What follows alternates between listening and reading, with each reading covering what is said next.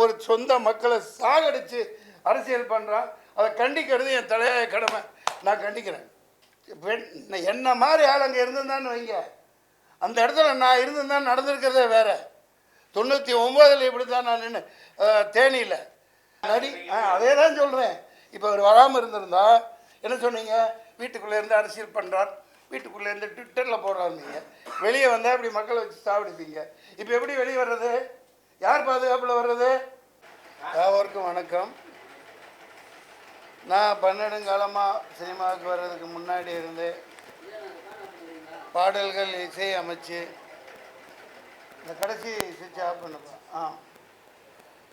பல காலமாக என்னோட முதல் படம் ஆரம்பிக்கிறதுக்கு முன்னாடி இருந்து பாடல்கள் இசை எழுதி இசையமைச்சிருக்கேன். என்னோடய படங்களில் பயன்படுத்தியிருக்கேன்.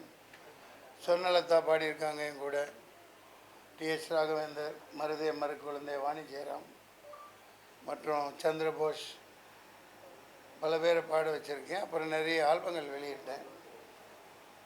அந்த வகையில் நான் இந்த ஒரு முறை ஹிப்ஹாப் தமிழான்னு நினைக்கிறேன், தமிழை கேவலப்படுத்தி கொச்சைப்படுத்தி ஏதோ ஒரு பேச இருந்துச்சு அந்த தம்பி. அதனால் டிப்டாப் தமிழான்னு அவருக்கு பதில் சொல்லும் வகையில், என்ன அங்கிள், நான் அங்கிள் தொந்தரவு பண்ணுறீங்களே அங்கிள், பரவாயில்ல அதை ஆஃப் பண்ணிவிடுங்க. அது வெளிச்சம் டிவினால் அவர் வெளிச்சம் போட்டுகிட்டே இருக்கார் மக்கள் மேலே. ஹிப்ஹாப் தமிழான்னு ஒரு தம்பி ஒரு தமிழை அப்போ கேவலமாக ஏதோ ஒரு அசிங்கப்படுத்தி சாதாரணமாக ஏதோ பேசுனது, அதனால் கோவப்பட்டு நான் டிப்டாப் தமிழான்னு ஒரு ஆல்பம் பாட்டு விட்டேன். மற்றபடி எனக்கு நானே புகழ்ச்சி உடிக்க விருப்பம் இல்லை. அந்த வகையில் இப்போ நாடு அது நாடு தங்க நாடு இந்த மாதிரி மோட்டிவேஷ்னல் பாட்டாக உத்வேகம் அடைகிற அளவுக்கான பாடல்கள் எழுதி இந்த ஓடிக்கிட்டே இருட அந்த பாடலை உங்கள்கிட்ட அர்ப்பணிக்கிறதுக்காக கூப்பிட்டேன். ஆனால் இப்படி ஒரு நிகழ்வு தமிழ்நாட்டில் நடந்தது மனவேதனையாக இருக்குது. முதல்ல அந்த ஒரு 40 பேர் இறந்து பட்டு விட்ட மாண்டு விட்ட என் தமிழர்கள், என் உறவுகள், விஜய் அவர்களின் அன்பு தம்பிகள், தங்கைகள், குழந்தைகள், பெண்கள், அவரை காணணும்னு போன அப்பாவி மக்கள், இந்த பாலாய் போன சீக்கு பிடித்த மோசமான கரைபடைந்த அரசியல்வாதிகளின் சதித்திட்டத்தால் மரணிக்க செய்யப்பட்டிருக்கிறார்கள். அந்த 40 இதயங்களுக்கு நான் 2 நிமிடம் இதய அஞ்சலி செலுத்துவோம்.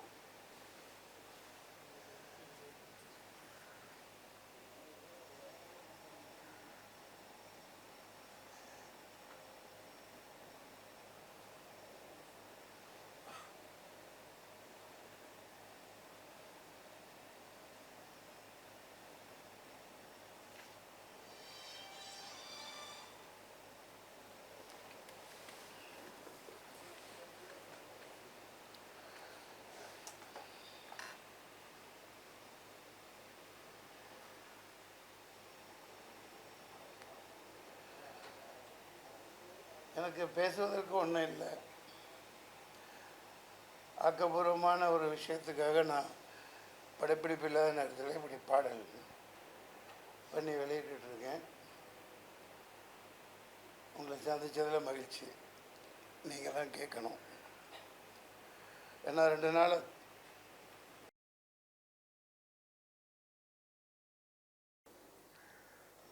தூக்கம் இல்லை. எப்படி தூங்க முடியும்?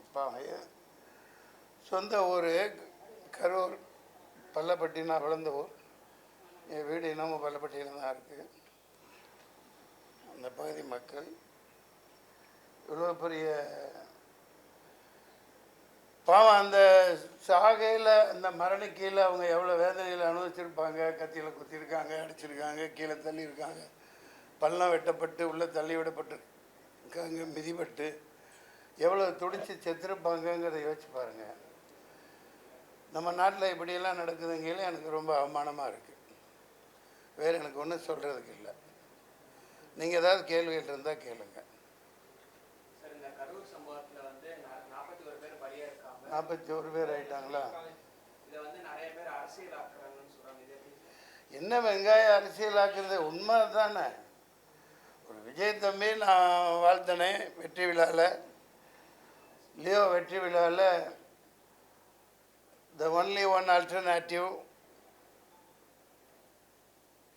நாளைய தமிழகத்தின் நாளைய தீர்ப்புன்னு சொன்னேன்.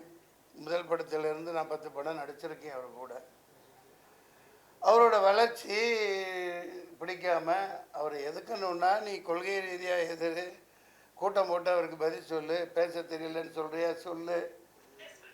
உன்னை மாதிரி கொட்டை போட்டு தின்னு பழம் தின்னு கொட்டை போட்டு தொடர்ந்து இந்த நாட்டை நாசமாக்கிக்கிட்டு இருக்கிற உங்களை எதிர்த்து ஒரு ஆள் வர்றான் பேசுகிறான் அப்படின்னா, உங்களுக்கு பிடிக்கலன்னா கொள்கை ரீதியாக எதிருங்க. 4 கூட்டங்கள் மேல் நடந்திருக்கு, நானும் பார்த்துக்கிட்டு தான் இருக்கோம். 4 லட்சம் 5 லட்சம் இப்படி மக்கள் கூடுறாங்க. அப்படி கூடையில் போன வாரம் கூட சொல்லியிருக்கார். அதில் தான் பார்க்குறேன் காணொலியில். நாங்கள் என்ன கேட்குறோம், உங்கள்கிட்ட ஒரு பெரிய இடமா கொடுங்க, மக்கள் நின்று சந்தோஷமாக பார்த்துட்டு கேட்டுட்டு போகட்டும், வேறு ஒன்றும் கேட்கலையே உங்கள்கிட்ட. அதுவும் காரணத்தோடு நீங்கள் செய்ய மாட்டேங்கிறீங்கன்னு இந்த நிகழ்ச்சி முன்கூட்டியே சொல்லியிருக்குது இந்த தம்பி. உண்மையா இல்லையா? அப்புறம் அரசியல் ஆக்குறாங்க அப்படின்னா என்ன?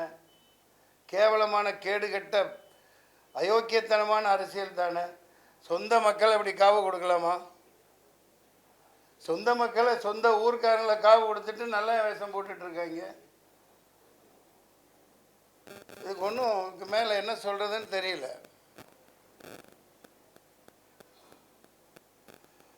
வேறு எந்த தாலிகைகள் ஐயா?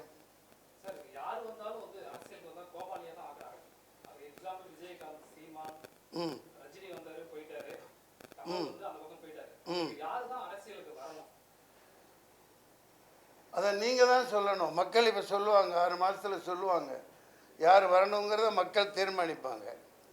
நீங்கள் சொல்கிறது உண்மை தான். சில பேர்கள் சொன்னீங்க, அவங்க கோமாளித்தனமாக நடந்துக்கிட்டாங்க, நம்மளை கோமாளி ஆக்கிட்டாங்க.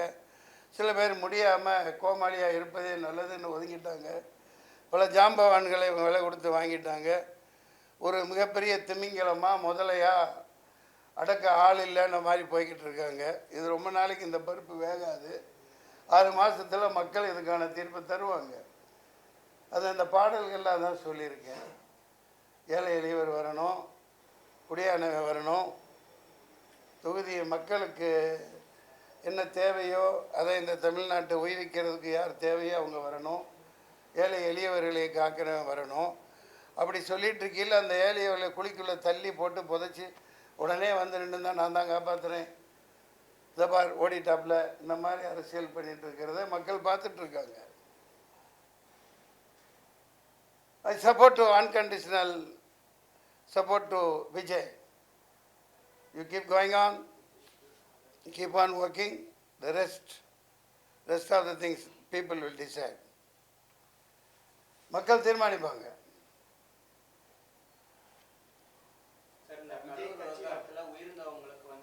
என்னையா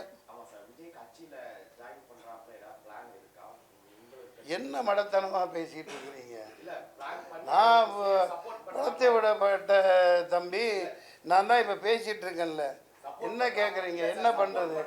இதில் சப்போர்ட் ஒட்டுமொத்த மக்களே சப்போர்ட் இருக்குல்ல, அப்புறம் நான் என்ன பண்ணுறது? சொல்லு தம்பி.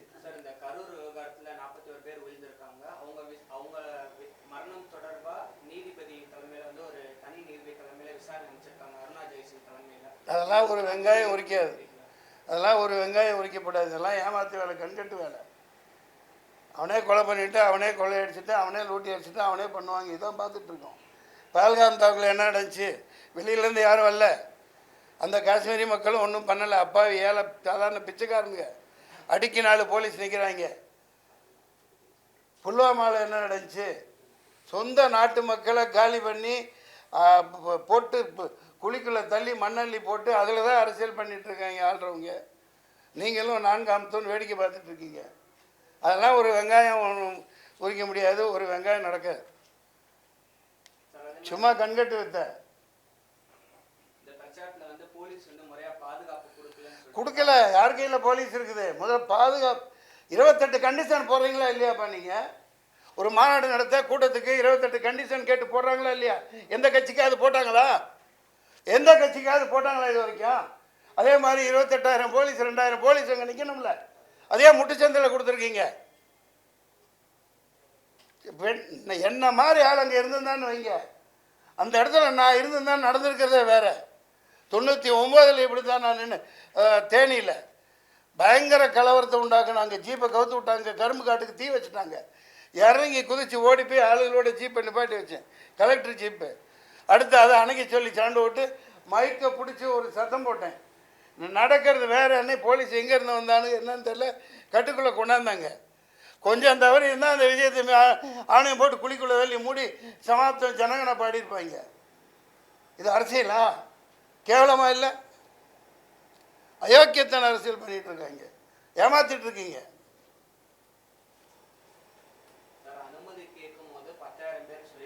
டேய் என்ன நீ கொச்ச பச்சை குழந்தை தனமா 10,000 பேர் அப்படித்தான் சொல்லுவாங்க. 20,000 பேர் சொன்னால் உங்களுக்கு பர்மிஷன் கிடையாதுன்றான்.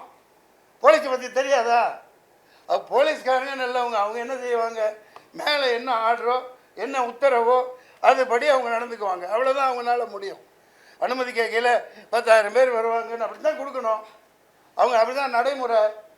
10 பேர் அந்த கூட்டத்துக்கெல்லாம் வரமாட்டாங்க. எல்லாம் பிரியாணி போட்டணும், சாராயம் 100 ரூபா 200 ரூபா காசு, இதை கூப்பிட்டு கூட்டம் போடுவான். அவனுக்கு பொட்டல் வெளியில் நல்லா 10 கிலோமீட்டரில் இடம் கொடுப்பீங்க. இதுதான் 4 லட்சம் பேர் கூடுறான்னு தெரியுது இல்லையா? அப்புறம் முட்டுச்சந்துக்குள்ளே அனுப்புகிறீங்க. பயங்கரமாக பள்ளம் தோண்டி வச்சுட்டு 500 குண்டர்களுக்கு மேலே பயங்கரமான ரவுடிகளை எத்தனை கத்தி குத்து பண்ணான்னு தெரியல. நான் சொல்லலை, இந்த மக்கள் சொல்லிகிட்டு இருக்காங்க, வந்துட்டு இருக்கு. பார்த்தீங்களா இல்லையா? இப்போ பயங்கரமான ரவுடி ராஜ்யம். எவனை உள்ளத்தான அன்னைக்கே உடனே போஸ்ட்மார்ட்டம் பண்ணி உடனே போச்சு முடிச்சாச்சு. ஏன்டா அப்படி வச்சுருந்தா எங்கே குத்துப்பட்டிருக்கு என்னென்ன நடந்திருக்குன்னு தெரிஞ்சிடும்.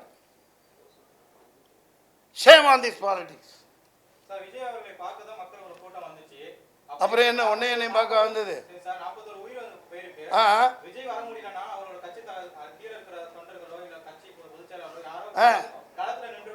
களத்தில் இலை துரத்தி விடுறாங்கல்ல, சுற்றி நிற்கிறது யாரு? அவளை போட்டு தள்ள நிற்கல, அவங்க தானே விரட்டி விடுறாங்க. நியூஸில் சொல்கிறாங்களா இல்லையா? கிளம்புங்க நீங்கள் நிற்காதீங்க அப்படின்னு பேக் பண்ணி அனுப்பிச்சிட்டு இந்த மாதிரி சம்மந்தம் இல்லாமல் கேள்வி கேட்குறீங்களே.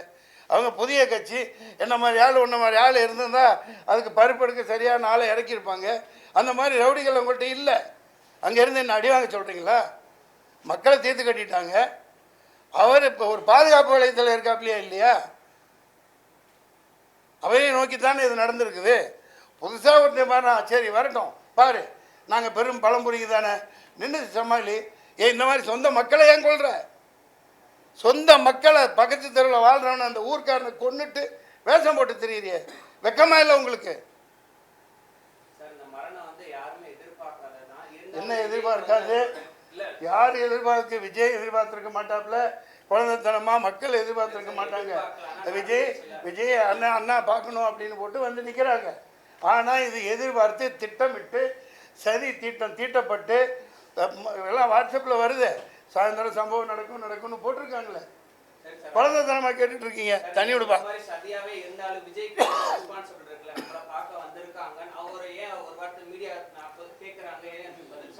நீ வந்து ஏன் பதில் சொல்லியா? சொல்லாம சொல்லு. ஏப்பா நீ அந்த அப்படியா நீ தெரிவிக்கிறியா? சாதாரண 1-2 உயிரா 40 பேர் அவர் மேலே நிற்கிறார். அந்த இடத்துல நீ நின்றுப்பார், அப்போ தான் தெரியும் தம்பி. அவ்வளோ உயரத்தில். ஏன்னா இவங்க இந்த மாதிரி கொடூரமான கும்பல்னு அவங்களுக்கு தெரிஞ்சுதான் அப்படி ஒரு வண்டியை வச்சு பாதுகாப்பில் போலீஸோடு நிற்கிது. அந்த எல்போட இடமில்லாத மீட்டிங்கில் நான் ஒரு பேச்சாளனாக இருந்திருக்கேன். மேலே கீழே என்ன நடந்தாலும் ஒன்றுமே தெரியாது. கீழே என்ன நடந்தாலும் ஒன்றும் தெரியாது.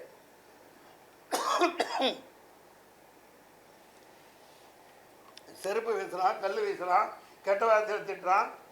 ஒவ்வொருத்தருக்கும் கூப்பிட்டு விஜயகாந்த் மாதிரி கண்டிச்சுக்கிட்டு பண்ணிகிட்டு இருக்க முடியுமா? எவ்வளோ பெரிய ஆபத்தில். நான் அது வண்டி உள்ளே போயிலே பார்த்துருந்தேன்னா, திருப்படா வண்டியை பொட்டல் வலிக்க விட்றா பார்த்துக்கலாம் போலீஸ் கேஸு அப்படின்னு அப்படி எழுதி போடணும். இவங்களை மதிக்கிறதா இல்லை, கொஞ்சம் கூட பிரயோஜனம் இல்லை. தெரிஞ்சாதானே காவல்துறை அப்படி ஒரு சந்துக்குள்ளே போய் நிப்பாட்டுறாங்க. திட்டமிட்ட சதி. இதற்கான தண்டனை 6 மாதத்தில் கிடைக்கும். சரி, அதுக்கு என்ன? இப்போ 40 பேர் சாவலையா? வருத்தப்படுறியா? எதுக்கு சொல்கிறீங்க? தொண்டர் கண்ட்ரோல் அது எத்தனை கட்சி? யார் ஆரம்பித்த கட்சி? எத்தனை வருஷத்து கட்சி? அங்கே ஒவ்வொருத்தனும் எப்படி இருப்பான்? பருப்பு எடுத்துருவான்ல, அவர் யார்? சாதாரண ஆளா? தொலைச்சிடுவார்ல. எடப்பாடிக்கு அவ்வளோதான் கூட்டம் கூப்பிடும். இவருக்கு 4 லட்சம் பேர் வருவாங்கன்னு இந்த எருமைங்களுக்கு தெரியாது? தெரியாதா? நில்லுப்பா, நீ ஏதோ எழுதி வச்சு போட்டு பிஜேபி அனுப்பிச்சிட்டு போல. யார் அனுப்பிச்சான்னு தெரியல, நீங்கள் கேளுங்கப்பா. ரத்தம் கொதிக்குது, தூக்கம் இல்லையா? மூஞ்சி பாருங்களேன். நான் ஒரு நடிகன், சாதாரண கூலிக்கு மாரடிக்கிறவன்.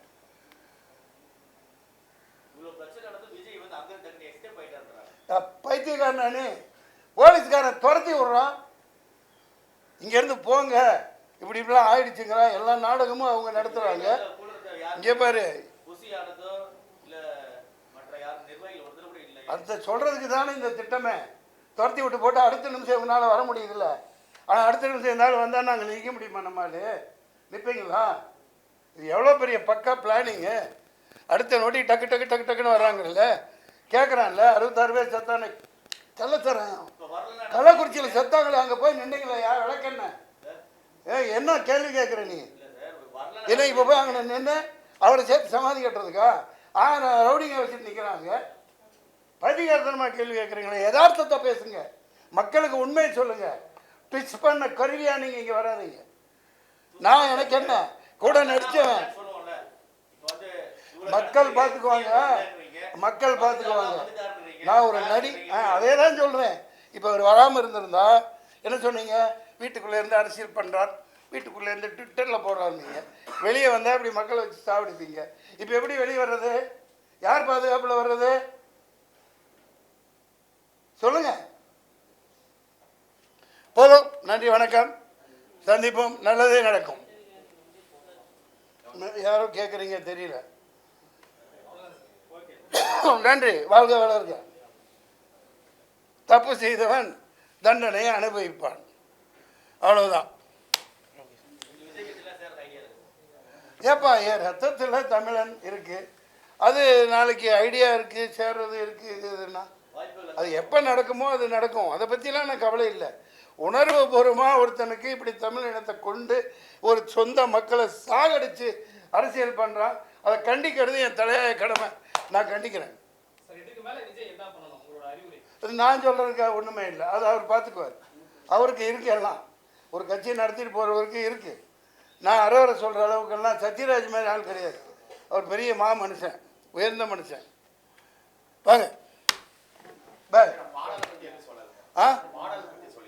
புரியல. பாடல்கள் நீங்கள் தான் சொல்லணும். பாடலை பற்றி நானே சொன்னால் இவர் கேட்குற மாதிரி ஆகிடும். நான் ஒன்றும் சொல்ல மாட்டேன். பாடல்களை மக்களுக்காக அர்ப்பணிச்சாச்சு. நான் தொடர்ந்து வாரத்துக்கு 2 பாட்டு போடுறேன். அது நீங்கள் நினச்சிட்டு இருந்தா இது பெரிய ஜாம்பவானுகளையே எல்லாத்தையும் தின்னுட்டு முதல்ல உட்காந்துருக்குது. அது எவ்வளோ நாளைக்கு இருக்கும்? எவ்வளோ நாளைக்கு உங்கள் ராஜ்யம் நடக்கும்? பார்த்துக்கிறேன். எத்தனையோ கொடுமைகளுக்கு தாங்கிட்டு நிற்கிறேன். நான் என் படம் சரக்கு எடுத்து 4 வருஷம் 4.5 கோடிக்கு மேலே போச்சு, வெளியிட முடியல. பல சிக்கல்கள், இன்னும் ஓடிடியில் வெளியிட முடியல. வித்தும் கூட என் சொந்த அண்ணன் பையன், அண்ணன் மருமகன், பள்ளப்பட்டியில் சவுக்கத்தலி சொந்த அண்ணன், அவரோட மருமகன் ஜமாலோட அண்ணன் தான் சாதிக் பாட்சா. எப்படி கொலை பண்ணாங்க என்னங்கிறத வைக்கவே சொல்லியிருக்கார். எனக்கு தொடர்பு இல்லை, யாரு கூட தொடர்பில் இல்லை. என் தொடர்பு இல்லாததுனால ஊற்றி மூடி சாவடிச்சு பண்ணிட்டாங்க. எத்தனையோ இப்படி அரசியல் படுகொலைகளை நிகழ்த்தியிருக்காங்க. ஆனால் சொந்த மக்களை ஒருத்தர் வர்றாரு, அவரை எதிர்க்க முடியாமல் இப்படி ஒரு பாலிடிக்ஸ் பண்ணுறது நீசத்தனமான, ஈனத்தனமான, கேவலமான செயல். அது இறைவன் பதில் கொடுப்பான். 6 மாதத்தில் வந்து அதுக்குரிய நடவடிக்கை நடக்கும். மயிர பண்ணுவீங்க, பண்ணு, கை வச்சு பாரு தமிழ்நாடு என்ன ஆகுதுன்னு. பண்றவனை விட்டு போட்டு விஜயை கைது பண்ணுங்க. போங்கப்பா, பொழப்பு கட்டலாம். சுரக்காய்க்கு உப்பு இல்லைன்ட்டு பண்ணு, கைவை. நெக்ஸ்ட் பாய். போதும்.